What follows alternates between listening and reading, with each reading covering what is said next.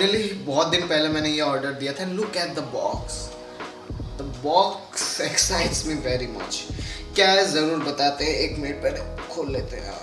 Yes, nice. ये सब चीज़ें कितनी एक्साइटिंग है यार, मतलब बहुत एक्साइट करती है मुझे। यूज़ करना तो बाद में आता है, पहले देख के ही एक अलग सा नशा है इसमें। So these are basically the ND filters. If you don't know, these are the ND filters for your drone. अब नॉर्मली तो ND filters lenses के लिए बहुत यूज़ करते हैं, लेकिन मुझे हमेशा से ही चाहिए था for my drone. अब कितना यूज़फुल है नहीं है वो तो बाद में बात करेंगे ज़रूर इस चीज़ के बारे में, लेकिन आज जो बात करने वाला हूँ वो बहुत ही इंटरेस्टिंग एंड इम्पॉर्टेंट है वीडियोग्राफी के लिए। So let's start the conversation about this.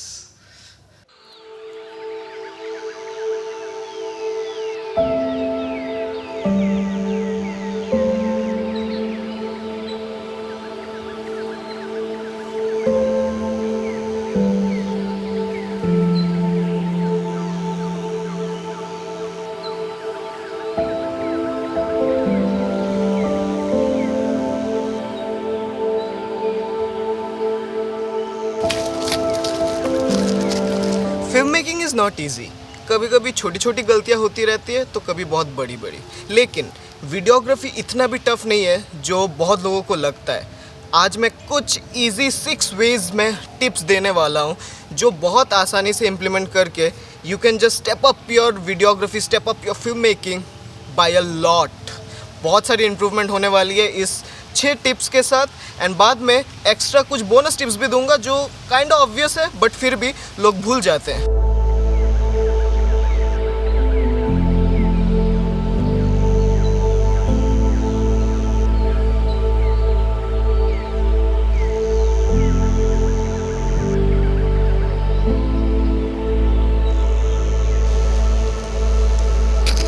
So first tip जो मैं दे सकता हूँ वो ये है कि हमेशा जब भी पॉसिबल हो, जिस कैमरा में भी ऑप्शन है, फ्लैट प्रोफाइल में शूट करना। तो जब आप गोप्रो से शूट करते हो तो don't just select like vivid colour और normal GoPro colour. Flat profile में शूट करना, देखना डायनामिक रेंज आपको बेटर मिलेगा। पोस्ट में येस आपको थोड़ा कलर करेक्शन, कलर ग्रेडिंग करना पड़ेगा, लेकिन that result will be way better than जो स्टैंडर्ड गोप्रो का आउटपुट आता है। And the same goes for DSLR and mirrorless cameras. अगर लॉक प्रोफाइल है तो ट्राई करो कि लॉक प्रोफाइल में शूट करो, लेकिन येस लॉक प्रोफाइल में अगर शूट करना चाहते हो तो ये याद रखना कि बहुत बहुत बहुत colour grading and colour correction में आपका टाइम जा सकता है। अगर आपको प्रॉपर नॉलेज नहीं है तो नॉर्मल फ्लैट प्रोफाइल में शूट करो। लाइक ऑन कैमरा आप सैचुरेशन एंड कॉन्ट्रास्ट को थोड़ा घटा दो एंड शार्पनेस को भी थोड़ा घटा दो। और अगर आप लॉक प्रोफाइल में कॉन्फिडेंट हो तो ज़रूर करो। एंड अगर आप फ़ोन से शूट कर रहे हो तो ट्राई करो कोई थर्ड पार्टी ऐप से जिसके साथ आप थोड़ा फ्लैट प्रोफाइल में शूट कर सकते हो, बिकॉज आई डोंट थिंक कि कोई भी स्टैंडर्ड कैमरा ऐप फ़ोन में ये ऑप्शन देता है कि आप लॉक प्रोफाइल में या फिर फ्लैट प्रोफाइल में शूट कर सकते हो। तो हमेशा देखना, मैंने बहुत सारे कैमरा से ट्राई किए एंड सेम एवरी कैमरा के साथ मैंने ये एक्सपीरियंस ज़रूर किया कि जब भी मैं फ्लैट प्रोफाइल में शूट करता हूँ तो बहुत ज़्यादा अच्छा डायनामिक रेंज मिलता है। जब मैं पोस्ट में जाता हूँ तो ईज़िली मैं हाइलाइट्स एंड शेडोज़ को ट्विक कर सकता हूँ अपने हिसाब से एंड अच्छा आउटपुट मिलता है। तो यही है मेरा फर्स्ट टिप कि जब भी पॉसिबल हो फ्लैट प्रोफाइल में शूट करना।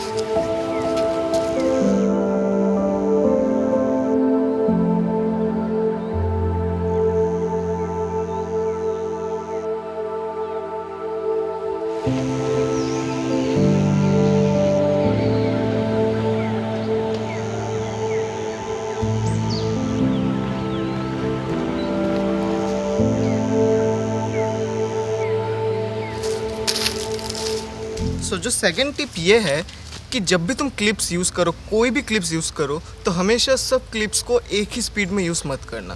For example use slow motion. शायद तुमने 60 FPS पे शूट किया या फिर 120 FPS पे शूट किया, तो उसे स्लो मो करो। या फिर तुम टाइम लैप्सेस यूज़ करो स्पीड अप करके, मे बी 16x या फिर 20 टाइम्स स्पीड करके। सो क्या होता है कि ऐसा कोई भी सीन या ऐसा कोई भी फुटेज जो तुम नॉर्मल आँखों से नहीं देख सकते। स्लो मोशन हम लोग नॉर्मल ज़िंदगी में नहीं देख सकते। नॉर्मल ज़िंदगी में हर कुछ एक डेफिनेट फ्रेम्स पर सेकंड में हम लोग देखते हैं अपनी आँखों से, विच इज़ 24 FPS। तो क्या होता है कि जब भी तुम दूसरे किसी स्पीड में फुटेज को यूज़ करते हो तो वो अलग अटेंशन ग्रैब करता है, वो ऑडियंस को ज़्यादा पसंद आता है, क्योंकि उन्होंने नॉर्मल लाइफ में वैसा नहीं देखा है ना। वो नॉर्मल लाइफ में हमारा नॉर्मल आर्क ऐसा नहीं देख सकता है। So that's where hyperlapses, time lapses, they all look so much cool, because hyperlapses normal आँखों से देखना पॉसिबल ऑब्वियसली नहीं है। And same goes for time lapses.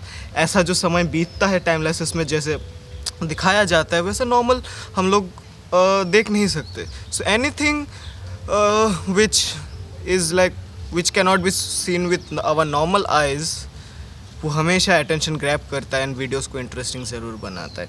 चाहे तुम डजेंट मैटर, चाहे तुम टॉकिंग हेड वीडियोस भी बना रहे हो, लेकिन उसमें भी बी रोल्स डालो स्लोमो करके, या फिर ऐसे कुछ भी क्रिएटिवली क्लिप्स को स्पीड अप करके या फिर स्लो डाउन करके, and it will definitely grab audience retention and audience attention. So यही होगा मेरा सेकंड टिप कि using clips at different speeds.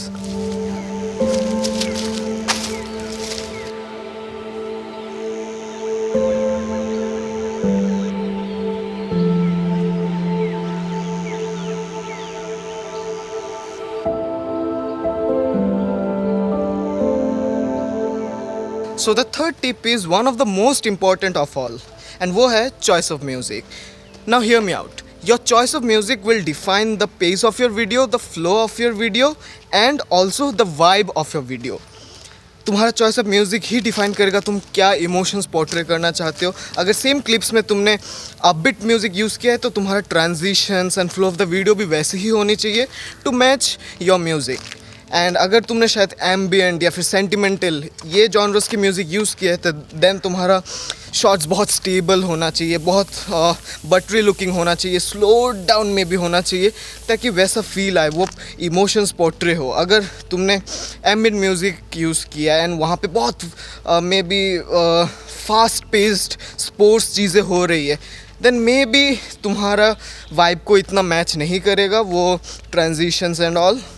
And अगर तुम्हारा सेम अपबीट म्यूज़िक में तुमने बहुत स्लो पेस चीज़ें यूज़ किए हैं तो वो भी ठीक नहीं लगेगा मोस्ट प्रोबेबली। हाँ, क्रिएटिव वेज होते हैं चीज़ों को एडिट करने का एंड पोर्ट्रे करने का, लेकिन that's for creative purpose and उसे भी वर्क कराना एक आर्ट होता है, जो एक स्किल होता है जो बहुत, जब तुमने वीडियोस एडिट कर लिए तो तुम्हारे पास वो स्किल्स आ जाएंगे। लेकिन अगर तुम बिगिनर हो तो ये ज़रूर याद रखना कि choice of music is a very crucial part in editing.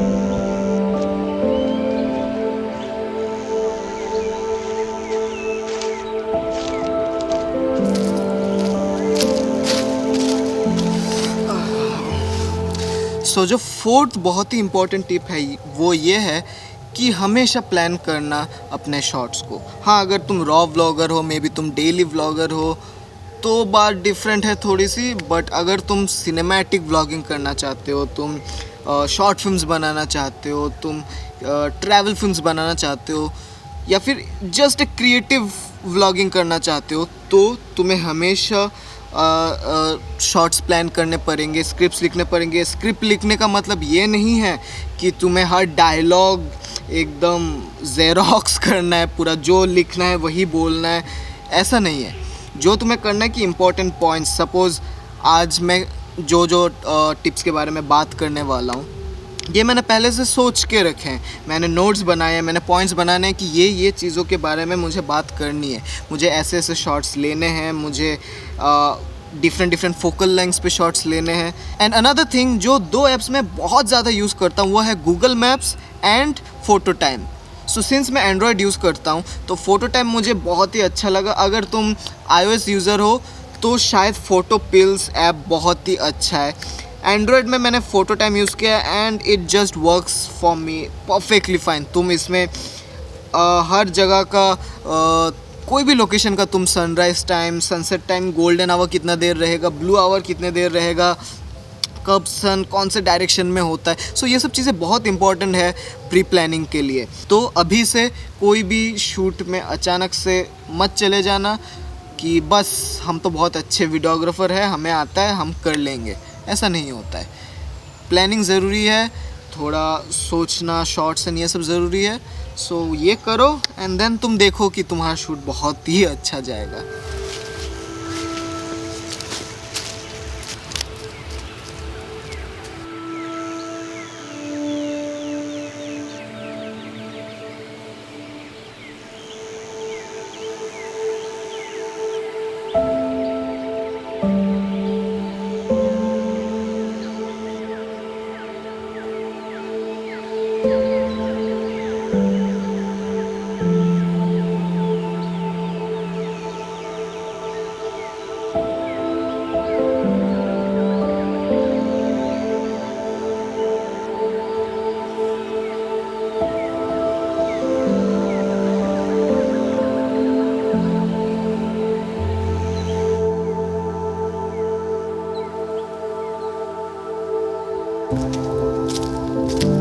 So जो 5th टिप है वो ये है कि हमेशा नई चीज़ों को सीखना है। Film making world is never ending world है, हमेशा नए टेक्निकलिटीज़ आएंगे, नए ट्रांजिशंस, नया सब कुछ आते रहेगा। जो 90s में ट्रांजिशंस या फिर एडिटिंग टेक्निक्स यूज़ होते थे, आज के दिन में शायद वो यूज़ नहीं होते। एक टाइम पे zoom in zoom out transitions बहुत ही ज़्यादा कूल हुआ करते थे, लेकिन आज शायद उतने कूल नहीं है। सो हमेशा नई चीज़ों को सीखो। कट्स में भी कितने ज़्यादा अलग अलग टाइप के कट्स होते हैं, jump cuts, match cuts, L cuts, J cuts. Audio में भी कितने सारे चीज़ें, तुम लो पास फिल्टर से कितना कुछ तुम एक्सपेरिमेंट कर सकते हो, नए नए आवाज़ को तुम डेवलप कर सकते हो कुछ फिल्टर्स को यूज़ करके। फिर तुम ऑडियो पैनिंग टेक्निक, फिर ऐसे हाइपरलैप्सेस, टाइम लैप्सेस, ये तो है ही हमेशा। तो ये सब बहुत ज़्यादा अलग अलग टेक्निक्स होते हैं। ऐसा नहीं है कि तुमने व्लॉगिंग सीख लिया या फिर तुमने शॉर्ट फिल्म्स बनाना सीख लिया तो बस और कुछ नया सीखना नहीं है। हमेशा नए नए टेक्निक्स सीखो, बिकॉज हमेशा generation after generation techniques, editing के टेक्निक्स एंड फिर व्लॉगिंग के टेक्निक्स, सब कुछ इवॉल्व होते रहते हैं। सो हमेशा नए नए टेक्निक्स सीखना है, चाहे वो ऑन कैमरा हो या फिर पोस्ट प्रोसेसिंग में हो, हमेशा नए नए चीज़ों को सीखना है। सो ये बहुत ही ज़्यादा इंपॉर्टेंट टिप है जो बहुत लोग इग्नोर कर देते हैं। After a point of time सोचते हैं कि बस अब तो बहुत कुछ आ ही गया है, सीख तो लिया ही है, अब नया नहीं सीखना, इतना ध्यान नहीं देते। सो ये बहुत ही ज़्यादा इंपॉर्टेंट है, टाइम निकाल के कुछ नया सीखने के लिए। एंड गेस व्हाट, मैंने कैमरा को कहाँ पे रखा था और कुछ मिल नहीं रहा था आसपास, सो मैंने कैमरा को यहीं रख दिया था।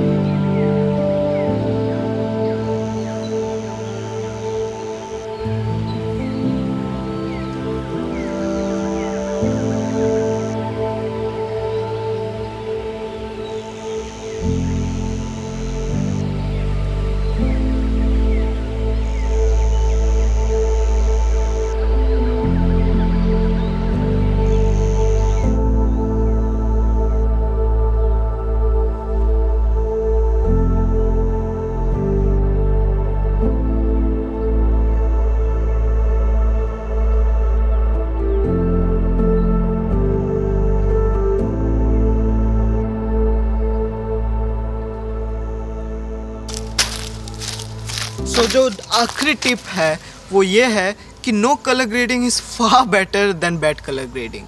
अब मैंने बिगिनर यूट्यूबर्स, व्लॉगर्स या फिर फिल्म मेकर्स में हमेशा ये देखा है कि वो लोग ये सोच लेते हैं कि कलर ग्रेडिंग इज़ नेसेसरी। कुछ भी हो जाए, चाहे ख़राब हो, चाहे मुझे कुछ नहीं पता हाउ कलर ग्रेडिंग वर्क्स, चाहे कुछ भी हो जाए, कलर ग्रेडिंग तो करना ही है। ग्रीन को येलो में बदलना ही है, ब्लू को एक्वा में बदलना ही है। ये हमेशा मैंने बहुत ही ज़्यादा देखा है एंड काइंड ऑफ बहुत ही बिगिनर्स ये गलती करते हैं कि उन्हें without prior and proper knowledge वो कलर ग्रेडिंग करने बैठ जाते हैं। उन्हें अच्छे से पता भी नहीं होता है कि कलर ग्रेडिंग के टेक्निक्स कैसे होते हैं एंड शेडोज़ में क्या अच्छा लगता है, हाइलाइट्स में क्या अच्छा लगता है, कैसे कौन सा ज़्यादा कॉन्ट्रास्टी हो रहा है, कौन सा कम कॉन्ट्रास्टी हो रहा है। इतना ज़्यादा नॉलेज है भी नहीं, फिर भी उन्हें कलर ग्रेडिंग करना है। Colour grading is and LUTs are not like Instagram and Snapchat filters कि तुमने बस फिल्टर डाल दिया एंड हो गया ख़त्म। ऐसा नहीं होता। अगर तुम लट्स भी अप्लाई कर रहे हो तो उसमें भी ट्विक्स करना ज़रूरी है, because every LUT will not work like the same way it does in some other clip. इस क्लिप में शायद ये लट अच्छा लग रहा है, सेम दूसरे क्लिप में सेम लट अच्छा नहीं लगेगा। सो तुम्हें थोड़े चेंजेस करने पड़ेंगे, may be in white balance, may be in shadows, highlights, contrast, बहुत सारी चीज़ें होती है। कलर व्हील में भी चेंजेस करना पड़ सकता है, कर्व्स है, बहुत सारी चीज़ होती है जिसमें तुम चेंज करके शायद उस लट को अच्छा बना सकते हो। लेकिन अगर उस चीज़ की नॉलेज ही नहीं है, तुमने तो बस लट अप्लाई कर दिया एंड तुमने सोच लिया कि हो गया मेरा कलर ग्रेडिंग, बट ऐसा नहीं होता है। तुम्हें ये सब नॉलेज होना ज़रूरी है एंड अगर नॉलेज नहीं है तो पहले नॉलेज सीखो, फिर कलर ग्रेडिंग का ट्राई करो, लेकिन ज़्यादा ओवर द बोर्ड मत जाओ। एंड जो मैं फिर से बोल रहा हूँ कि no colour grading is far better than bad colour grading. सिर्फ कलर करेक्शन करके रख दो, कलर ग्रेडिंग की ज़रूरत होती नहीं है हर टाइम।